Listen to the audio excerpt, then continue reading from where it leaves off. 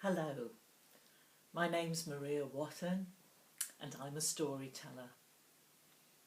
Welcome, World Storytelling Cafe.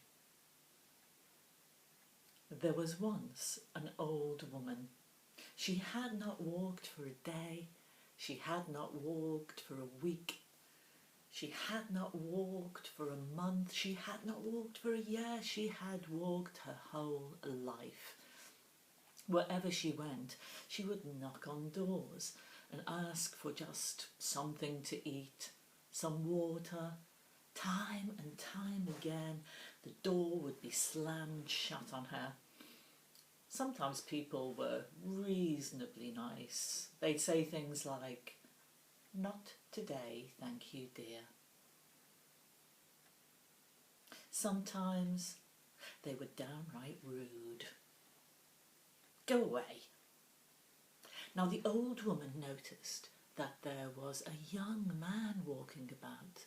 He had dark hair, a multicoloured cape that swished in the sand as he walked. Wherever he went, whichever door he knocked on, he was always welcomed inside. One day the old woman stopped him and said, "I've been watching you. I've noticed that wherever you go, you're welcomed inside. Who are you?" And the young man said, "I am Story. I'm always welcome." "Who are you?" he said to the old woman. She said, "I'm Truth. Not many people want to know me." "I tell you what," he said, "next time, hide under my cape." And that's what they did. She hid under his cape, they knocked on a door, and they were welcomed inside. And that is why there's always a bit of truth in every story. My grandma told me that story. That was my mum's mum. And my dad told me many stories too. Both of them were from big Irish families. I grew up in Liverpool and I was one of 10 in a family. That was my mum and dad, 8 children. We only had 3 bedrooms. It was a little council house. My mum and dad had 1 bedroom, and you'd think there'd be 4 in each of the other 2 rooms, but you see, there were 7 girls and 1 boy. So my brother had a room all to himself, and 7 of us shared a bedroom. At night, when my mum went to work in the biscuit factory, we'd call my dad up and say, "Dad, tell us a story." My dad worked on building sites all his life. He was a plasterer, and he had, when he came home, white dust in his hair, always white powder on his face, and his overalls would have dried and set, so when he walked, his overalls would crack and creak, and there'd be little puffs of white smoke emitted from his overalls. He looked like a walking statue. Well, he kind of was. He was a sort of monument to stories. He was the one who told us those stories as he stood in the doorway of our bedroom. He'd turn off the light and his voice would come into that bedroom where 7 sisters were lying on 3 bunk beds and a single bed. For me, those words that came into that room lit my imagination. It was like the ceiling crumbled away. It was like the tiles turned into birds and flew off. I would be lying on my top bunk bed, staring at the night sky, glittering with stars. Up there were the Pleiades, 7 sisters, eternally chaste by Orion. 7 sisters in the sky, 7 sisters in their beds, listening to their dad telling them stories. Those stories took me through my life. When I went away to university, I'd come back for the holidays and, my aunties and uncles had come round and they'd all be sitting there, with a crate of Mackerson. And if voices began to be raised or people started to sing a little bit too loud, my dad would say, "Let me tell you a story." There was a man. His name was Chronic. He had 2 sons. One was away from home. The other, Connor, lived with him. The year before, old Chronic's wife had died, and now their house was a bit of a mess because they'd relied on Chronic's wife to do everything. "Please, Father," said Connor, "please, can we get someone in to help?" But the old man never seemed to get round to it. One day, Connor came home from working hard in the fields, and he knew as soon as he walked through the door that something was different because it smelt different. It smelt clean. There was a vase of flowers on the table, and there was a delicious smell of stew cooking, and standing there staring that stew was a beautiful woman. She had long dark hair, a waist as slim as a fairy's. When she turned and looked at Connor, her eyes flashed silver. Connor said, "Hello," and she said, "Would you like something to eat?" He said, "Yes, please." And when his father came home, his father sat down next to him, elbowed him and said, "You've done well for yourself here, son."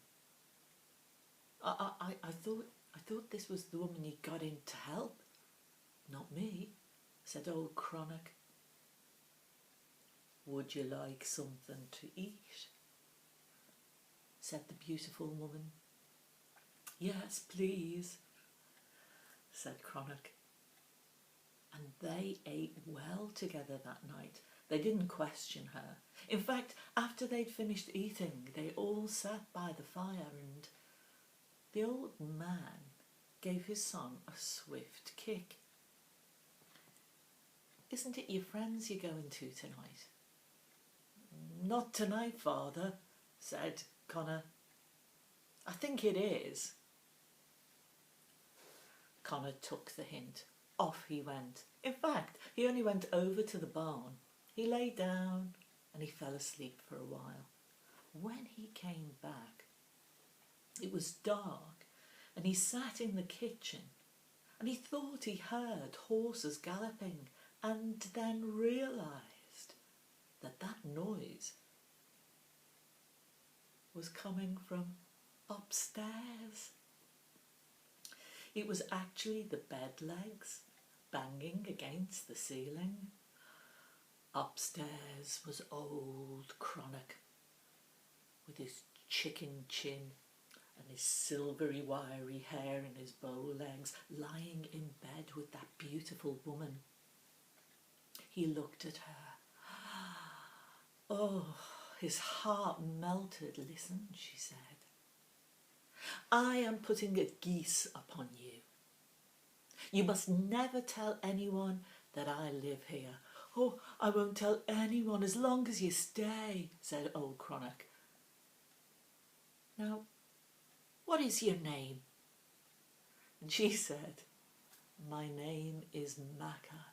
Tell no one that I live here and I will stay with you." Well, the next day they came downstairs. They looked so happy. Connor didn't mind too much because he got very used to the fact that this woman was an excellent cook. There was always a freshly pressed shirt for him to go to work in.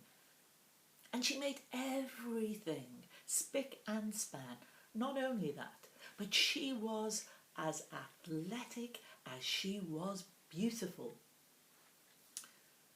One day when one of the stallions broke away and could not be tamed, it was Maca who came out of the house, pulled up her skirts and said to the two men, "Leave it to me."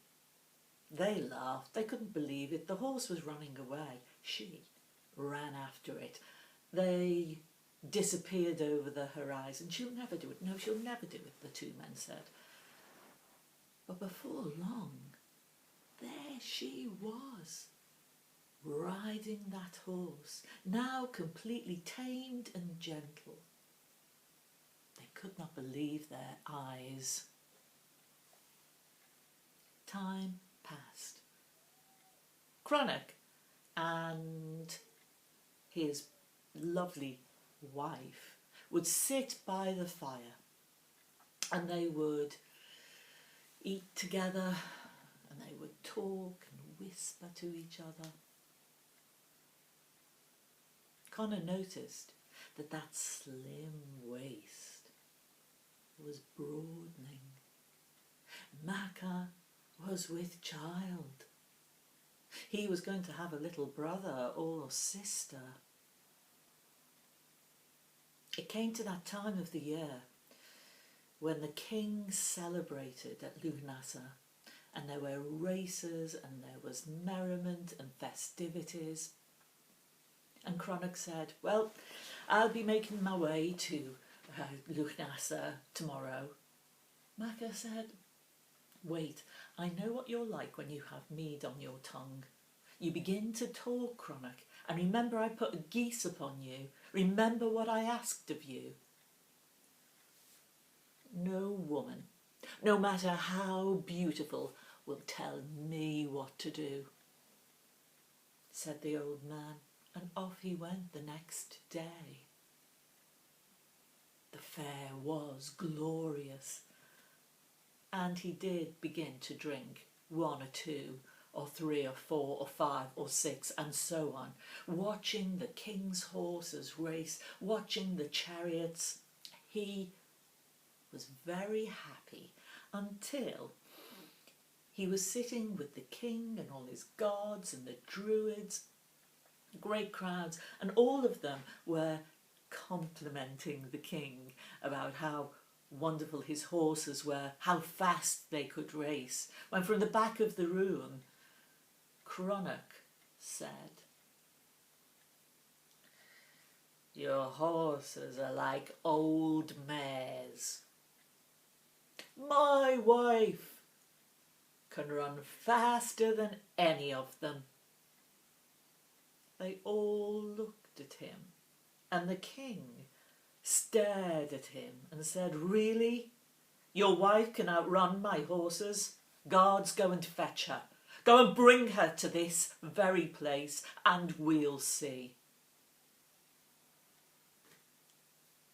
There was a knock on Maca's door. She opened the door. She was heavy with child. "Your husband's been talking about you," said the guards. "Apparently you're a very good runner. The king wants you to come. Race his horses." "Wait," she said. "Who are you?" "We're the king's guards." "Now, are you coming or not?" "Well, you can see what state I'm in," she said. "Of course not." "Well, in that case, it's your choice. You see, if you don't come, your husband..." Well, Maca, with great dignity, took her shawl, put it around her shoulders, and they tethered her, and they tied her to the back of their chariot, and they dragged her all the way to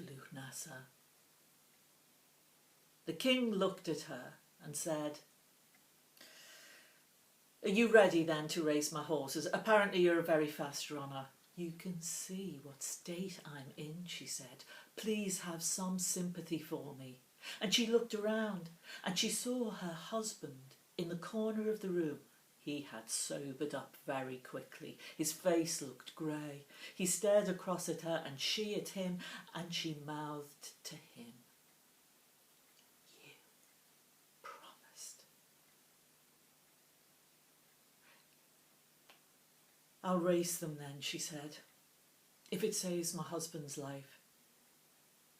And so she lined up with the other stallions and the race began. The horses bolted off, but Macca, well, she just stumbled forward. Everyone began to laugh and point. But her stumbling turned into walking. Her walking turned into running. Her running turned into a gallop. She was now neck and neck with the horses. Her heels kicked up the dirt from the floor, and she surpassed them all. And she won that race, and once she had got to the finishing line, she collapsed in agony, in childbirth. And as she groaned, she called out a curse. "A curse upon all you men," she said, "for 9 generations. If you go into battle, you will become like a woman giving birth." And they could feel it within them right at that moment. They were paralysed, but their bellies writhed in agony. And there, on that very spot, Macca gave birth to twins, a girl and a boy. Evan Macca, that place is called. Macca's twins. "So you see," said my dad, "that's what happens when you drink too much." Stories. Those stories were always in my mind, always there to help me pass the day. Especially if I was going to visit one of my friends. I used to have to get a couple of buses. I'd stand on Queen's Drive at that bus stop. It seemed like an eternity I was waiting for those buses. But the block of flats across the road looked like a castle to me, because my dad had lit my imagination. And the cars zooming past on Queen's Drive, zoom, zoom, zoom, zoom, zoom,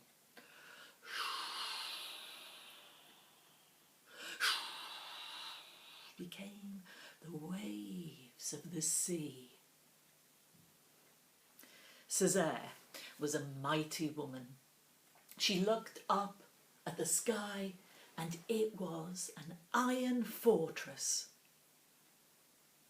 It shifted and grew, and she knew that it was pregnant with death. A flood was coming. One drop of rain fell on her cheek, and she knew she had to act, and act quickly. She ran to the only man who was making an ark, and that man, of course, was, you got it, Noah. "Please," she said, "I need somewhere for myself and my clan so that we can be saved from this terrible flood that is going to happen." But Noah shook his head. He said, "This ark is for all the beasts of the earth and the air to come in pairs, and my clan only. I am sorry, there is no room." Did Césaire give up? No, she did not. She thought, "I'll do this myself." She knew she had to find people who had skills to cut down trees, to chop them into planks of wood. She needed engineers to build those vessels that she required. She needed people who were calm, because this was going to be a dangerous journey. She needed people that could survive and had that survival instinct. And you know, she found them. 150 women. They made 3 arks for her. And when the rain began to fall in great sheets, and when a sea rose, those 3 vessels rode the waves for 3 whole years. But in that time, 2 of the arks sank, and there was just 1 left. Césaire was on that ark with 50 women and her husband Fintan and her father and her brother Bith and Ladron. And after 3 years, in the distance, she saw sparkling, glittering, an island. It was like an emerald. It was fringed with mountains. There were great slopes of woodland and deep valleys. It was a fertile land. It was Ireland. And it was Césaire, that mighty woman who was the first person to set foot on that soil. Fintan, Césaire's husband, I think felt quite overwhelmed, because now they had to populate the island. 50 women, 3 men. Fintan saw a mountain crested with a twisted tree, and he began to climb up it across the craggy rocks. And he came to a cave, and he went inside the cave, and he sat on the lip of that cave, his legs dangling. And he looked down at the boiling sea below. And as he was looking down into the sea and meditating, something began to shift and change. His skin began to shimmer. It began to turn silver. And then his arms began to shrink. His fingers welded together and became fins. His whole body changed. His eyes became round and glassy. And his legs, they moulded together and became a fin. His skin was now silver and speckled, and he had turned into a salmon, and he dived down, down, down into the waters below. Down he went to the very bottom, where there was the well of wisdom. Next to that well were the 9 hazelnuts of wisdom, and the salmon ate them all. And he began to swim and swim through those seas.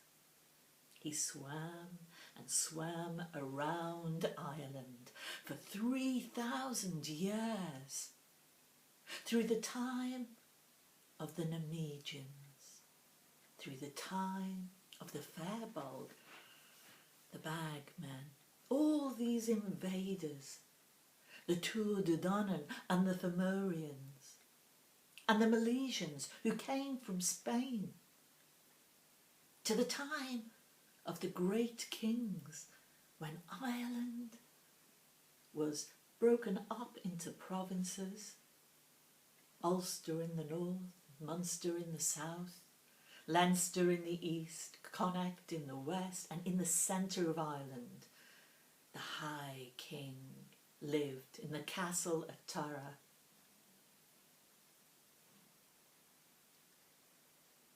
In that castle there was a great king. Well, that king He had many stories to tell, but he knew that he had to have the whole of his island guarded, and guarded well by warriors. There were chieftains and there were groups of men called the Fianna. The Fianna were the warriors who would look after Island Cool, was the leader of the Fianna. But when he fell in love with Mwerna, a druid's daughter, when he ran away with her, it was Gol MacMorna who came after him. He wanted Cool's place, you see. And so Mwerna had to go into hiding, and she was ready to give birth to their child. As she gave birth to a baby boy, on the battlefield, her husband, Cool, was killed and took his last breath. She knew Gol MacMorna's man was after her son, and so she did the most difficult thing that a mother can do. She gave him away. She gave him to her two friends, Bolvan and Leah Lucra, to take care of him. They took him to the Sleeve Bloom Hills, and there they raised him with love, and they taught him how to become a great warrior, taught him how to hold a spear, taught him how to hunt, taught him how to run fast. When he left that place as a young man, he knew there was one thing he still needed to do. I mean, to be a great warrior, you also need to be a great poet. Good with words, especially if you're going to be a leader. And there was one man who could teach him, and that was Finnegas. Finnegas had spent the last 7 years on the banks of the Boyne fishing. You see, Finnegas wanted to catch the salmon of wisdom. And he'd been waiting patiently when this young fella turns up and says, "Can you be my master? Can you teach me how to write poetry? Tell poetry." Finnegas said, "Sit down here." And they just started to have a conversation when up from the waters came the salmon, and it landed in Finn McCool's lap, wriggled like a baby. "I've been waiting years for this," said Finnegas. "Right, lad, you can cook this fish for me. I need some time to go and think. Very soon I will be the wisest in the world." He went off to the woods and left Finn McCool to cook that fish, with strict instructions that Finn must not eat any of the flesh of the fish. He turned the spit and roasted it, but as he was doing it, a great blister appeared on the skin of the fish, and Finn McCool, in turning that spit, burnt his thumb as the blister burst, and he put his thumb in his mouth without thinking and tasted some of the flesh. When Finnegas returned, he said, "You look different. Have you eaten any of that fish?" "No," said Finn McCool, truthfully, "although," he said, "I did burn my thumb. There was a blister on the skin of the fish, and I've been waiting for 7 years, said Finnegas, "for this fish, but clearly you were the one that really should have eaten it. Finish it off," he said. Finn McCool had presented it on a maple wooden plate, and it steamed, and he ate every morsel. and acquired that wisdom. So from that day on, Finn McCool only had to bite on his thumb, and he could tell the future. He knew what to do. Dad, just tell us one more story. Grandma, say that one again. A mighty king, Nuha, fought in a battle and lost his arm. He's imperfect, the people said. We cannot have an imperfect king. We need someone better. And they looked around and they chose a very charming man called Bress. He promised a lot, Bress, and he looked good. He had a unique way of expressing himself, but he became the new king. As soon as Bress became king, he introduced two things. One was tax, the other was work. Except not for everyone, not in the same way. You see, for the Fomorians, the privileged, the work that they were given was to be the slave masters, and they knew all the tax loopholes.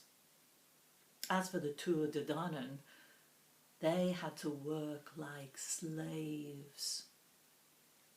And they were taxed so heavily, they were scared to breathe in case their breath was taxed. Now, it was tradition that when there was a new king, the storyteller of Ireland, the greatest storyteller, who was Cav, would come and tell the king stories and entertain him. Cav made his way to the castle. A guard welcomed him in and said, it's a little tricky, a little difficult. The king seems to have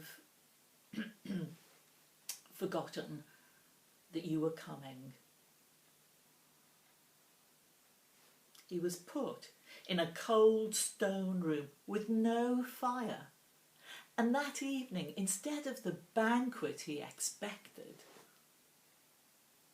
he was given 3 dry cakes of bread and water. Well, I don't know about you. If someone mistreats me like that, I'm not very happy, particularly as a storyteller. And Cav was fuming.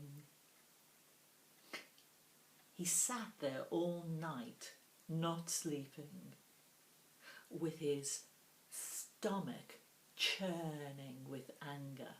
And he kept thinking of all the witty and wise things he'd like to say to the king if he saw him. By the morning, the king still hadn't arrived, and Cav left that place. He went out to the people, and as soon as he opened his mouth, all of the churning anger which had risen up in the night, and all the wise, witty words that slid down into the back of his throat met. And Cav began to talk, and when he talked, what he talked was satire, the very first satire, humour. When he described the king satirically, the people laughed. And that was the beginning of the end for that leader. The stories that my family told me, I really wanted to share with you. And I'd like to finish with a final story. which you can tell again. It's a little fairy story. It's a favourite of mine. There was a brother and sister. Their parents had died, left them a little croft cottage. But you see, the sister believed that Archie, her brother, had been loved more by their parents than she was, and so she treated him abominably, always getting at him. Archie, she'd say, this chair leg needs mending. Archie, get up on the roof, there's a hole there. Archie, do this, do that. Archie, Archie, Archie. He was delighted one day, 1st of May, to go out with the dogs and just take in the sunshine, watch the sun shadows across the hills, walk along those green fields. And after a long time of walking, he sat down on a stone, wanting to eat his little pack of sandwiches and his little bottle of milk. But as he was sitting there, just about to drink from his milk bottle, he saw a little man standing by his feet. The little man was wearing a crown. "Oi," said the little man. "What are you doing here? We're having a party here today. Shift yourself." For some reason, even though Archie had been got at by his sister and put up with it for many years, in this instance, he stood up for himself. He said, "I am having my sandwiches here, and I'm not shifting." "Well, you'll have to," said the little man. "We're having a party here, and I am the king of the fairies. Now go." "No," said Archie, and they began to have an argument. "I tell you what," said the king of the fairies, "seeing as you're a little bit obstinate, let me suggest this to you. Can you play a musical instrument?" "Can't play the fiddle, can't play the baran," said Archie. "Can you sing?" said the king of the fairies. "I've never tried, but I'll have a go," said Archie.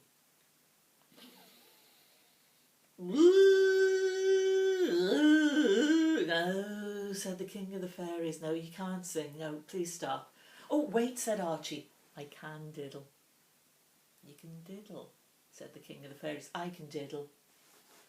Dum-de-diddle, dum-de-diddle, dum-de-diddle, diddle. Dum-de-diddle, dum-de-diddle, dum-de-diddle, diddle. Diddly-dum, diddly-dee, dum-de-diddle-dee. Dum-de-diddle, dum-de-diddle, dum-de-diddle-dee. And as he looked down, all the fairies had come out and were swinging each other around, dancing. "You can stay," said the king of the fairies. "You can stay." So Archie stayed there all day. And you know, one of the little fairies kept bringing him a little barrel about that big, crawling up him, and he'd flick the top open and drink it. It was hot and fiery. It went down well, and Archie was diddling like a good un. But that beautiful sunny day turned into a dark night, and the king of the fairies said, "Archie, I think your sister'll be wondering where you are. It's dark now. The dogs went home hours ago. I think you need to set off." "Do I have to?" said Archie. "I think you do," said the king of the fairies. So Archie, heavy-hearted, said goodbye, walked back across those dark, dark fields until he saw the silhouette of his sister in the doorway. He heard her voice before he saw her face. "Archie, where have you been? The dogs came home hours ago and your supper's ruined. And that chair leg still isn't mended. And the tile on the roof." And on she went. But you know, Archie just walked past her. He walked past her, he walked up the stairs. He went into his room and she followed him. "What are you doing?" she said. "Where have you been?" Archie just started folding away all his belongings. He turned to her and he said, "If you must know, I've been away with the fairies."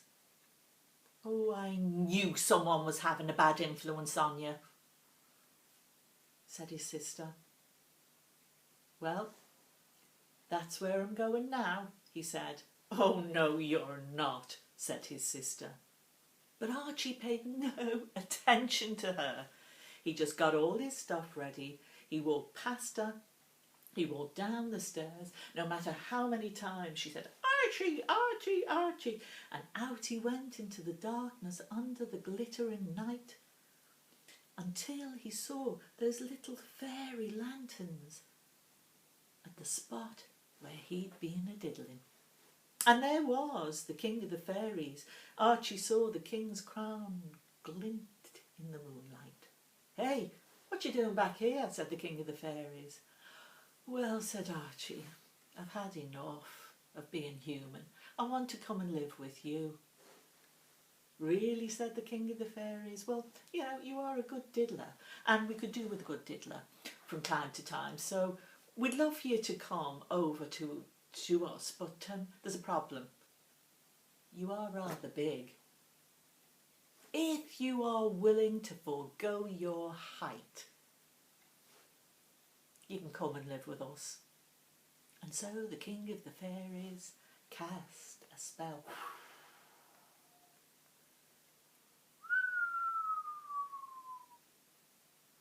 Archie had reduced in height. Now he was the same size as all of the other fairies. And that was the last time that Archie was seen by human beings on that day by his sister. But you know what? If anyone ever says to you, "Hey, you're away with the fairies," you can tell them, "Archie says it's a really nice place to be." Well, thank you for listening, everybody. It's been an absolute pleasure. I want to say goodbye to you. May the road rise to meet you. May the wind be always at your back, the sun shine warm upon your face, the rain fall gently on your fields. And until we meet again, may God hold you in the palm of his hand. Now, if you'd like to put some money in the hat, that would be great. Thank you for listening. It's been a pleasure, and I hope to see you again. Keep telling the stories. From Maria. Goodbye.